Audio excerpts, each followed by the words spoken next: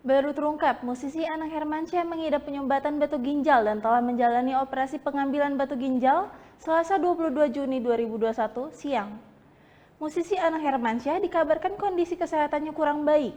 Barulah diketahui, Anang Hermansyah menderita penyumbatan batu ginjal.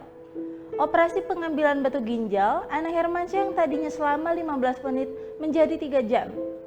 Kabar itu dikatakan sang istri, Ashanti melalui unggahan video The Hermansyah, Selasa 22 Juni 2021 malam. Tampak Ashanti menemani Anang Hermansyah yang sedang diperiksa, diambil darah, PCR dan ronsen dada sebagai persiapan operasi. Ashanti menuturkan, sebenarnya Anang Hermansyah pernah mengalami penyumbatan batu ginjal tetapi sudah aman. Mengingat tingginya kasus COVID-19, Ashanti mengaku kesulitan mencari kamar rawat inap bagi Anang karena kamar yang penuh. Bahkan Ashanti menuturkan, Anang Hermansyah harus menahan-nahan sakit batu ginjalnya selama 2 minggu.